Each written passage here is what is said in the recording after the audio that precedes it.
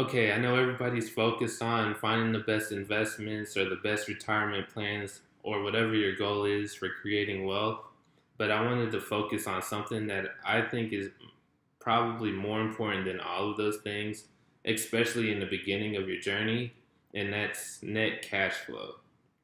Cash flow is basically your income minus your expenses for a given time period. Whatever you have left would be your net cash flow. And with your net cash flow, you can then invest, save, use that for retirement, whatever that I talked about in the previous videos. But before you can achieve that, you need to have your net cash flow right. And there's two types of cash flow. There's positive cash flow and negative cash flow. Positive cash flow is when your income is greater than your expenses for that time period. If you can achieve a positive cash flow, you have a lot of flexibility in what you decide to do with the extra income. Whether it's save it for vacation, invest in certain stocks, retirement, whatever. Your flexibility increases by how much you're able to increase your positive cash flow. Negative cash flow, on the other hand, means that your expenses exceeds your income for a given time period. Now, this can be a very stressful situation because if your expenses exceeds your income, then the only way to compensate is to build up your debt and your liabilities, say credit cards and stuff like that. And it's something that's just going to keep spiraling out of control until you can get that negative cash flow back to positive cash flow. And one of the key things is negative cash flow will always be detrimental until you can get it back positive. There's no way out of it. You have to have positive cash flow to counter that.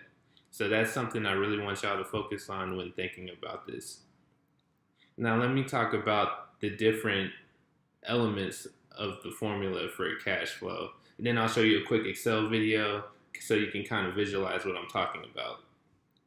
So for income, there's usually a couple main types of income. That'd be your salaries, your wages, your bonuses. If you're self-employed, it would be the income you're pulling from the company, not the value of the company itself, if that makes sense.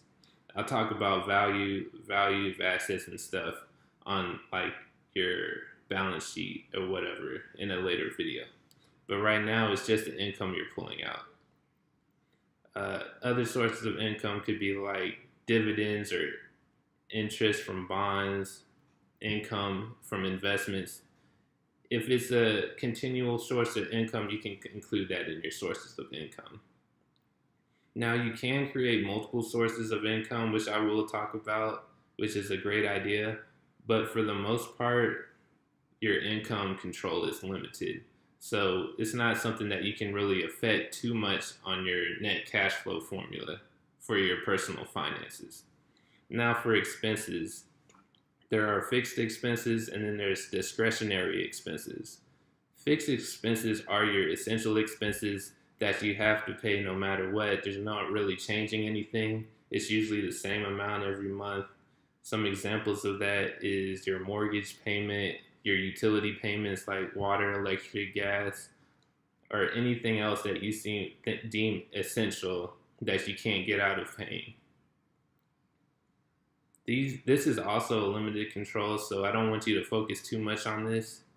If your fixed expenses is more than your income, that's a whole different problem, and you're living outside of your means, so you need to change that because that's just a disaster waiting to happen. The other type of expenses is discretionary expenses. And these are the expenses I want y'all to focus on because you can control the amount of money that you put towards these expenses. These are the expenses that you don't necessarily need, but you have from month to month, such as meals and entertainment, specifically going out to eat, concerts, events, things of that nature. It's good to have a good time and everything, but you want to live within your means. So that's something to look at. If you can affect your discretionary expenses so that your total expenses are under your income level, then maybe every now and then you can do something like a concert or whatever. But you want to plan in advance so that you can tackle that when you get there. So I talked about the income, the different types of expenses. I also wanted to point it out that even if you're a millionaire and making tons of money, if your expenses are exceeding what you're making, you still have a negative cash flow. It doesn't matter how much money you're making. It matters the ratio of what you're spending to what you're making. Even if you're spending just as much as you're making, you're canceling out. So you might be making a whole bunch of money, but at the end of the day, you have nothing to show for it. So when an emergency happens, or something unexpected happens, or something happens to your income where you can't make that much anymore, you're going to be in that negative cash flow just like that. So something to think about. Let me show you this Excel example real quick so that you can have a better idea of what I'm talking about. Okay, here's the Excel example that I created. All these numbers are made up as well as the percentages. We're not going to talk too much about these top two sections. That's the assets I have here in green and the liabilities in red. Those are things you would use for what's called a net worth statement, which I'll talk about in the next video. I will say, however, that your liabilities would be affected if you had a negative net cash flow, because it would increase your liabilities, which would ultimately decrease your net worth. But we'll talk about that later. What I want to talk about is your income first. So this person's income is right here in blue. I labeled it positive cash flow, and I have expenses here in yellow, which is the negative cash flow. They have $5,000 a month that they're making. You can label this wages or whatever pertains to you. And they also have $50 a month coming in from dividend income or investment income. I have hobbies here, insurance. This is just 1.5% of the income, so it's just the basic formula. Club dues, entertainment. The reason I have 401k here is because, like I said in the last video, 401k comes directly out of your paycheck. So whatever contribution amount you decide, this person decided 10%. 10% of each paycheck is coming out and going towards your 401k. So it has to be labeled here. Even though it's not a bad thing, it's a negative cash flow in this example because it's coming out of your paycheck. I also want to state that this number is not your actual paycheck number. This would be how much you're making per month before deductions. Your deductions would be your insurance, your 401k contribution, Social Security, and federal income tax in this example. So basically, your $5,000 minus your deductions would be your actual paycheck. I don't want people to get confused on that point. I also have dining out, which is a discretionary expense. All discretionary expenses are things that you can budget and estimate. So we're just estimating in this example. Car payment. This person has a student loan, so student loan payment per month is $300, and then their house payment is $1,500 a month. So we're going to use those numbers and create what we call a statement of cash flows. All the same expenses, same income.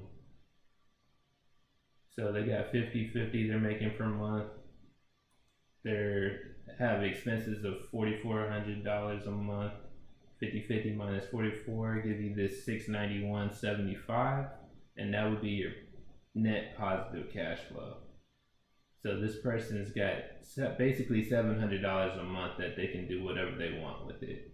You look at that on a yearly basis, that's $8,300, which kind of just shows what I meant by flexibility. This person has the flexibility to decide what he wants to do every year with $8,300, whether that's saving, investing, retirement, vacation, whatever he wants.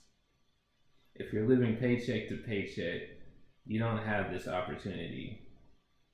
And you're living a more stressful life, which is the emphasis I'm trying to make on this.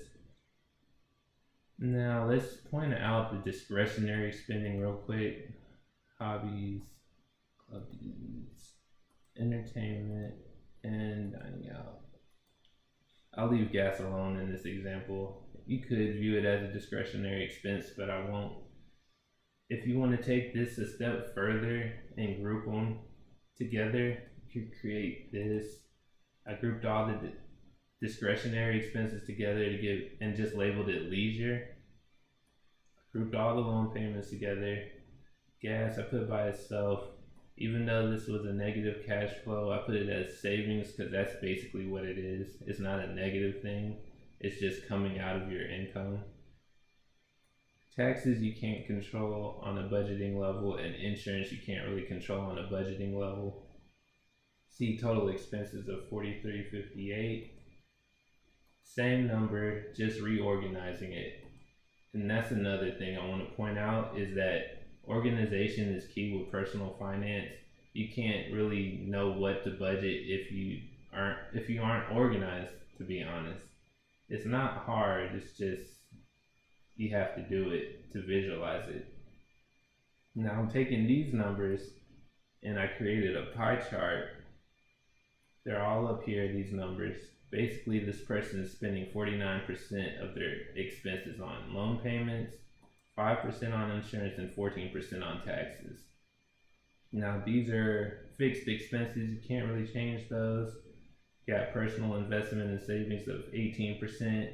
You can change the contribution number of your 401k account, but since it's a good thing, I'll leave it as it is. Can't really change gas. This is the section I want everyone to focus on is leisure. It's only 10% of your expenses for the month, but watch how much it affects your cash flow. Let's go back to cash flow real quick. And let's make this negative. So if you didn't make an Excel chart and you can't visualize it, you might be spending money that you don't really have. So let's say this person's living paycheck to paycheck. He's $250. Say you got other memberships, could be other subscriptions, entertainment. Dining out is one discretionary expense that really hits people hard. So we'll do that. Okay, so this person now has a negative cash flow of $58 a month. You see they're losing $700 every year, which is going to affect those liabilities like I said earlier. And you can see it just wiped out that $7,000 they just had, and they actually owe $700, so it went about $8,000 in the opposite direction. Let's take a look back at the spending chart. They only increased their leisure expenses by 3%, from 10% to 13%. So that kind of gives you an idea of how much you're affecting your life and your personal finances. You increase your spending by 3%, you just lost $8,000 for the year. That's pretty crazy if you see it, if you actually see it. So those are the main points I wanted to make real quick. Basically, be organized, write everything down.